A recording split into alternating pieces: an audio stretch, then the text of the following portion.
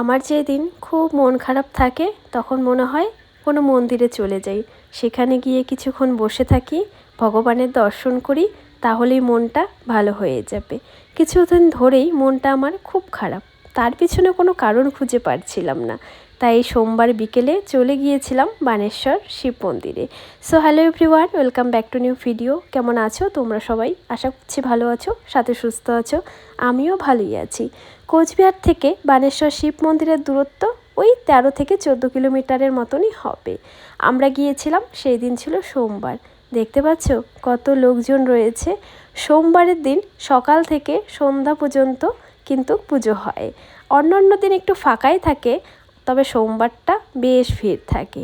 আর এখন গরমের দিন সবাই মন্দিরে চলে আসে বাবাকে দর্শন করতে। আর যেহেতু এখানে একটা সুন্দর পুকুর আছে, তাই খুব মিষ্টি একটা হাওয়া দেয়। আমি যেহেতু বিকেলে গিয়েছিলাম তাই আর পুজোটা দেইনি, যেহেতু আমি উপোস ছিলাম না, তাই আর ইচ্ছে করলো না। তবে গেটের বাইরে যারা ডালা বিক্রি করে তারা বলল তুমি ডালা নিয়ে গিয়ে ব্রাহ্মণকে দিলেই তিনি পুজো দিয়ে দিবেন।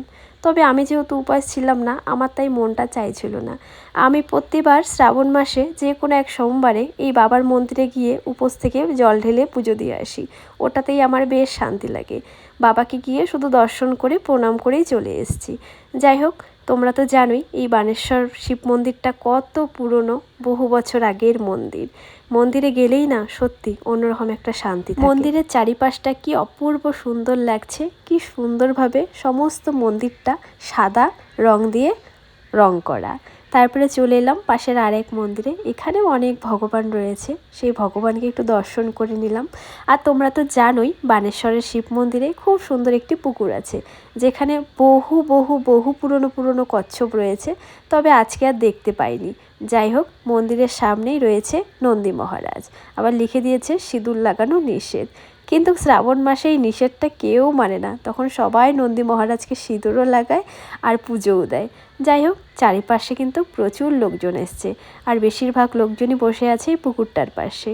কচ্ছপ দেখবে আর সুন্দর মিষ্টি হাওয়া খাবে। আমিও কিছুক্ষণ এখানে দাঁড়িয়েছিলাম, মনটা একদম ভরে গিয়েছে। মন্দিরের পাশে এখানে সুন্দর একটা মাঠ রয়েছে। আগে এই জায়গাটা খোলা ছিল, মাঠ বলতে এটা বাগানই, তবে এখন দেখলাম বন্ধ করা। তবে শ্রাবণ মাসে আর ফাল্গুন মাসে মেলার সময় কিন্তু এই জায়গাটা খুলে দেয়। আবার অনেক বাচ্চার 18 মাসে চুল মানসিক থাকে শিব মন্দিরে, তোমরা তো জানোই। তাছাড়াও এখানে প্রত্যেক দিন অন্নভোগ হয়। তারপরে চলে এলাম মায়ের মন্দিরে। মাকে দর্শন করার সাথে সাথেই মনটা একদম ভালো হয়ে গেল। আমি প্রত্যেক মন্দিরে গিয়ে কিন্তু ব্রাহ্মণের পারমিশন নিয়েই ভগবানের ফটো ভিডিও করি। মায়ের কাছে এসেও ব্রাহ্মণের পারমিশন নিয়েছি, তারপরেই ফটো ভিডিও করেছি।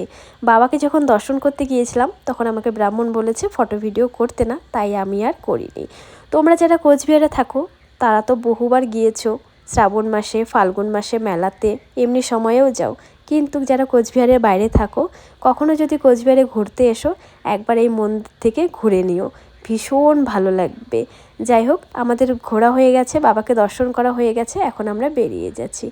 গেটের পাশেই কিন্তু ডালার দোকান বসে, এখানে তোমরা দুধ, জল, বেলপাতা, বেল সমস্ত কিছু পেয়ে যাবে।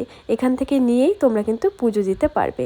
যাই হোক, ভিডিওটা কেমন লাগলো অবশ্যই জানিও। ভালো লাগলে লাইক কমেন্ট করতে একদম ভুলো না। সবাই ভালো থেকো, সুস্থ থেকো, টাটা।